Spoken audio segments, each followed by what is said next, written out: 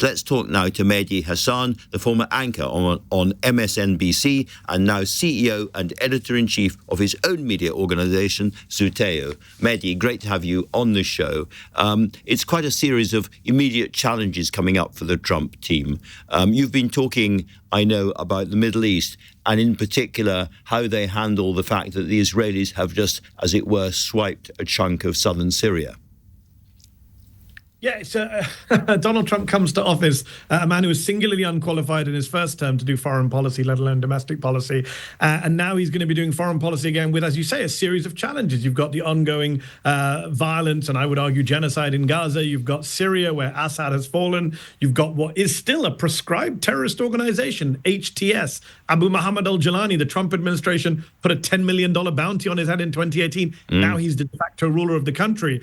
You've got his ally Netanyahu claiming that Trump has already promised him Golan and beyond in Syria. And of course, Ukraine, the unresolved issue of Ukraine, where Trump has ridiculously, Andrew, claimed he will solve it all in 24 hours, which of course is the kind of insane plan that he makes at some in his base. But all of these are complicated subjects. Trump will approach them in his usual haphazard, erratic, often transactional way. And I don't think the Middle East is going to get better on his watch.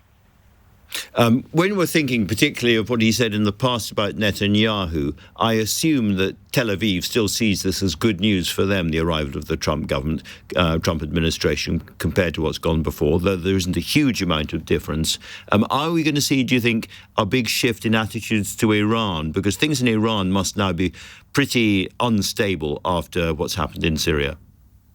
100%. And this has been the worry that some of us have put forward for a while. There was a big contingent, Andrew, as you know, in the US of people in the Democratic base, Arab American voters, progressives, people of color who were very upset with Biden and Harris over Gaza. And they stayed at home. Some of them in Michigan voted for Jill Stein. Some voted for Trump, right? Trump went to Michigan and pretended to be anti-war. He got his daughter Tiffany's Lebanese American father-in-law to be his envoy to Arab American communities in the US to persuade them that he would be the anti-war guy. And now he's given his daughter's father-in-law a job, as he does, to be a Middle East envoy, ridiculously. But look, it was always a lie that Trump was anti-war. He's stacked his new administration, Andrew, with some of the most hawkish, pro-Israeli, anti-Iran, anti-Muslim voices. You've got Marco Rubio as Secretary of State, long-standing neocon. Mike Huckabee is going to be ambassador of Israel. This is a man who says, Andrew, there's no such thing as Palestinians. There's no such thing as an occupation. It's just top to bottom. The administration is full of very, very hawkish people. And the worry is now, yes, the hawks in D.C. who've always wanted a war with Iran, especially in Congress, people like Senators Lindsey Graham and Tom Cotton, they will see Iran with Hezbollah having lost its leader, Hamas having lost their leaders, Syria, Assad having fallen, Iran's great ally. They will say, look, Iran's weak. Iran's for the taking. And you're already hearing those voices. This is the moment. So it's not a question of being... It's not a question of being pro-war or anti-war. It's a question of which war. Since we have you here, Mehdi, and I know you know British politics so well as well, I must ask you about relations, so far as it seems from your side of the pond, between Starmer and Trump, and indeed Starmer and Elon Musk. Because I don't think in Britain we've ever been in the position of having somebody so close to an American president, so enthusiastically trolling a British Prime Minister and indeed the entire British system. What do you make of that? It's fascinating and depressing. I mean, this is what oligarchy looks like, Andrew. You've got a billionaire, the richest man in the world, who sits in on official phone calls with the president-elect. Zelensky calls Trump. Elon Musk's on the phone. Apparently, he meets with the Iranians behind the scenes, although he's denied it, but that's the reporting.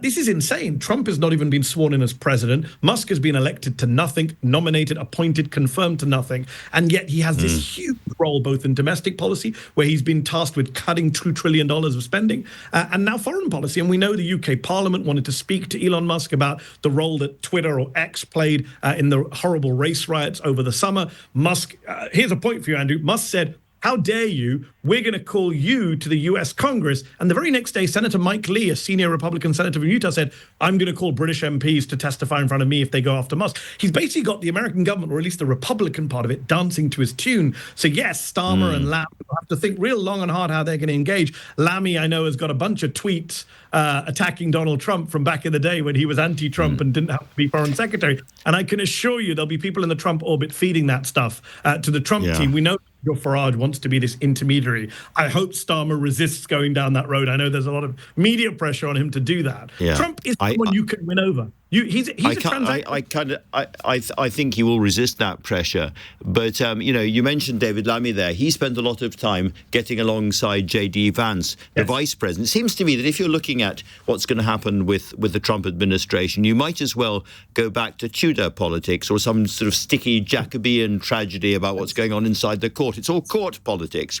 And we now have J.D. Vance and Elon Musk both considering themselves to be the kind of the first buddy or the best buddy of the president. That's not very stable. That's going to end in tears, is it not? 100%, Andrew, you put your finger on it. It is court politics of the most brazen, corrupt kind.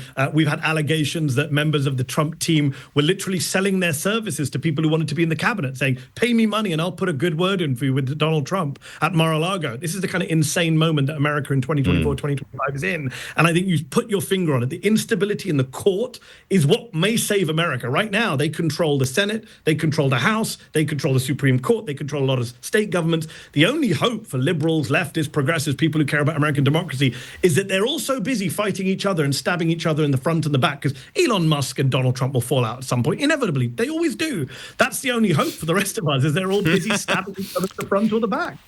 It's going to be a wild, wild ride. Mehdi Hasan of Zeteo, thank you very, very much indeed for talking to LBC.